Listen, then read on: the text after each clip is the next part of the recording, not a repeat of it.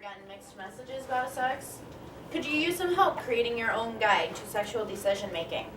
If you answered yes to any of those questions, you are in the right place.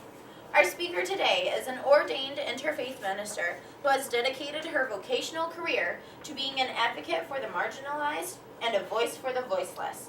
She has an MBA in Leadership Studies and is the author of 2 books, including Sacred Sex, Replacing the Marriage Ethic with a Sexual Ethic. When she's not speaking or writing, she is helping her 2 sons get successfully launched in the world while enjoying the company of her fiancé. She loves the theater, travel, and has led pilgrimages to the 5 holy peaks of Taoism in China. Please join me in welcoming from Grand Haven, Michigan, speaker, author, and sex minister, Barbara Lee. Thank you for coming out this morning. This is a lot of fun, this whole APCA thing. How many of you have done this before? We're all first-timers? Okay, so I'll experiment with this. APCA, baby! APCA, baby! All right. So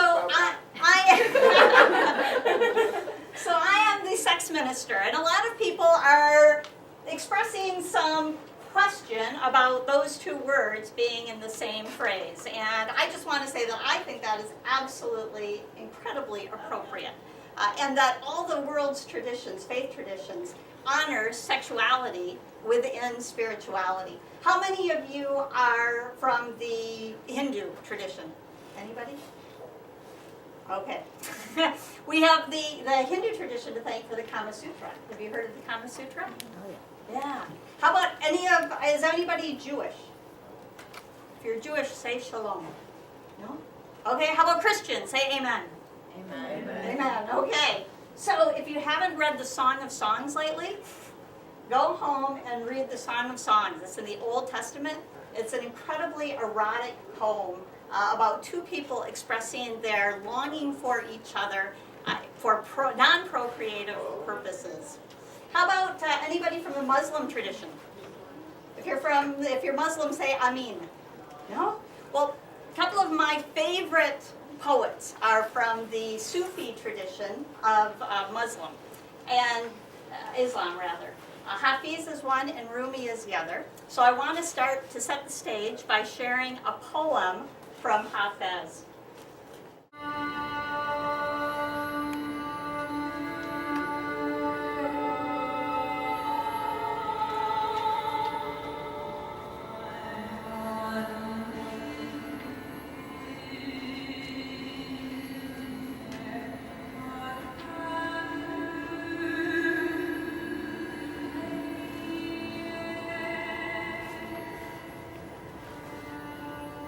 It happens all the time in heaven, and someday it will begin to happen again on earth.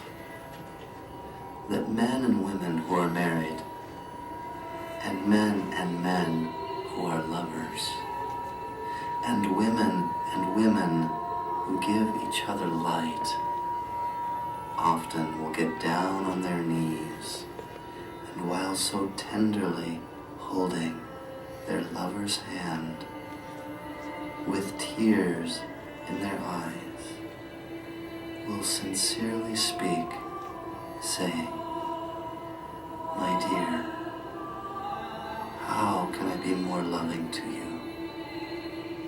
How can I be more kind?" Isn't that beautiful?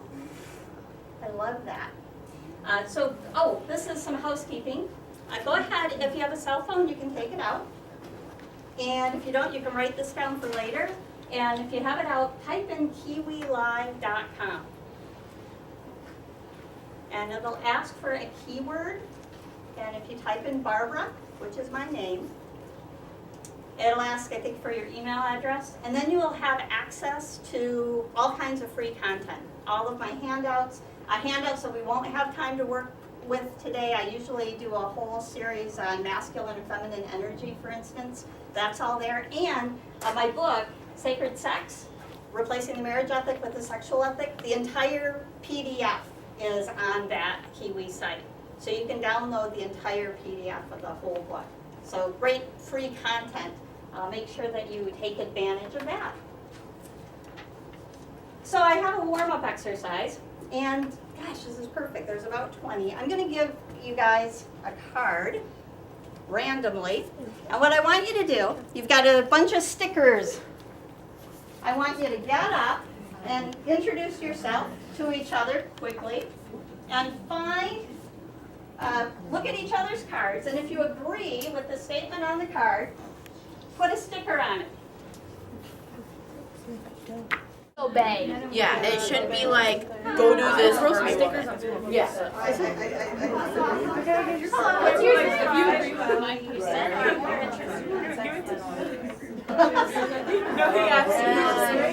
Have space for you. Say, I'm Kayla. Nice to meet you.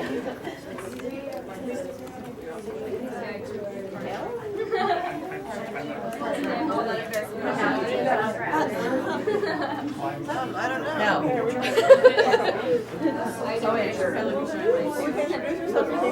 Just give it our card, but As long as it's legal, it's just not violent, right? What's yours? What's yours, Nayana? Oh, I like yours. All right. I gotta put a sticker on yours. Oh, yeah. Go ahead and have a seat. What did yours say? So any observations, any surprises? Anybody get tons of, yeah. Not tons, I got but I just don't understand because I think that birth control should be like a two-way street. And too many people put stickers on the card saying it's the woman's job to make sure she doesn't get pregnant. I think it's a two-way thing. Like you wear a condom, you get birth control. All right. Any other surprises or any affirmations? Some of the things were like taken like in generalities, but like when you really delve deep into like pornography, like okay, some is good, but like child pornography is obviously bad, so it's just really relative. Yeah, The one that said like women should obey their husband, like I think it should be like an equal relationship, not like woman go make me a sandwich and then the woman goes and makes a sandwich. So like the word obey definitely like stood out there. Great. Other thoughts? Yeah. Yeah, from the male point of view, you know, it's like we're all equal, and so we all see things differently, but we're not all the same. Like not all men are the same, not all women are the same, so we might see it differently. So yeah. Who had card number 10? I'm embarrassed to talk about sex. I read that. You did. All right. And only 2 dots? Fantastic. Well, you guys are definitely in the right place. And we'll work with the other 2 of you to make you more comfortable, okay? So I have 3 different objectives for today. One is I want to talk about the cultural messages that we receive about sex. Second, I want to talk about why I think it's important to replace the marriage ethic with a sexual ethic. And third, I want you to leave here with a clearer understanding of what your own sexual ethic is. I mentioned that I'm a sex minister, and I think I come from this premise that we are whole people, which includes physical, emotional, and spiritual. And anytime we try to divide that, we do damage to the whole self. So for instance, if we have religious teachings that say in order to pursue spirituality, we have to ignore our physical needs, that creates a culture of guilt and shame. On the other hand, if we have messages in society teaching us that it's only about a physical expression and denying that there are emotional and spiritual consequences to how we use our body, then we create a culture of exploitation that also leads to guilt and shame. So that's my basic premise. I believe, and many of us have, oh, excuse me. My timer went off again. That many of us have probably found, maybe through trial and error, that on the whole, sex is good. And good sex is a gift. Sex might be one of the most joyful things many of us ever participate in. Some people use sex for a lot of different reasons. It serves lots of purposes. Pleasure is one. Procreation is another. Finding emotional fulfillment, feeling loved and accepted is another. It's also sometimes a path in spirituality. Some people choose the path of celibacy, And despite overwhelming social messages to the contrary, you can be whole without a sexual partner. And all the world's traditions have recognized value in pursuing that way of life. Others follow the path of sexual transcendence, where we leave the boundary of our individual bodies to experience firsthand the creative impulse of the universe. But sex alone is no guarantee of transcendence. In order for sex to be a gift, two people must make themselves vulnerable to each other. It can't be had when somebody is being exploited or when love is withheld. It can't be had when sex is being used as a means to any other end than mutual reverence and delight. There's a fine line between sex that heals and sex that wounds. And navigating that can be quite complicated. Welcome. Have a seat. So I am asked all the time why I wrote my book, Sacred Sex. So I want to share a little bit about my story. Well, let me tell you, I will tell you my story. I started mentioning this when I talked about religion and culture. Our society right now is highly polarized between the idea that sex is sin on one hand and sex is sport on the other. Would you agree with that? Yes. You hear both of those messages? Yeah. And it leaves us in a real query. So what I want to do is find that middle ground where we celebrate our sexuality while treating it with moral integrity. That's sextegrity. And that's what our day is about. So again, I've asked why I wrote my book, Sacred Sex, Replacing the Marriage Ethic with the Sexual Ethic. So I want to share a little bit about my story. When I was in second grade, we moved from a neighborhood where there was kids everywhere, all kinds of block parties, to a new development where there wasn't a kid within walking distance. So I was in a very isolated place, and in this place had a highly over-sexualized childhood. It included a lot of bad experiences, including being raised in a house that was full of my father's pornography, and included being sexually abused by neighbors.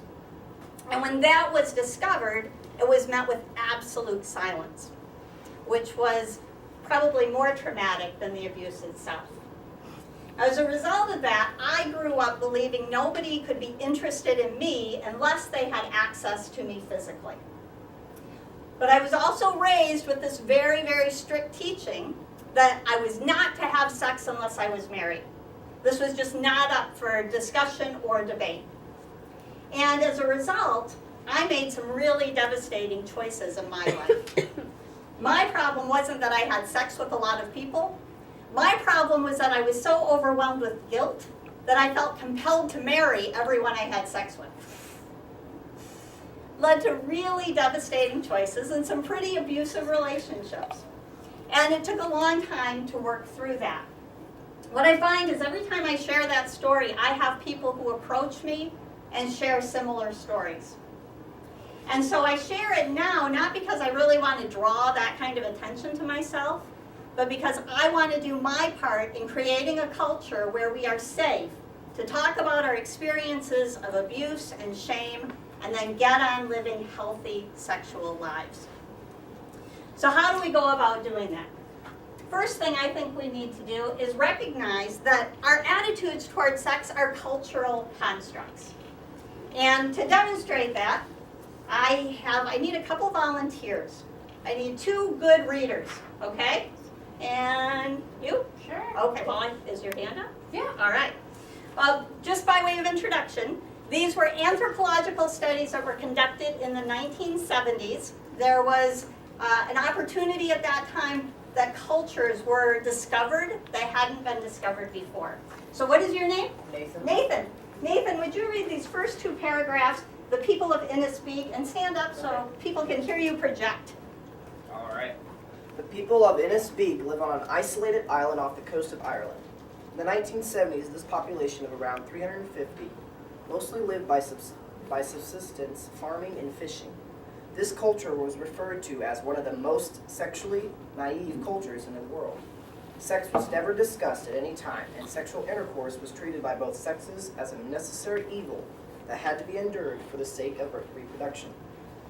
Menstruation and menopause were regarded with fear and disgust. Breastfeeding was avoided.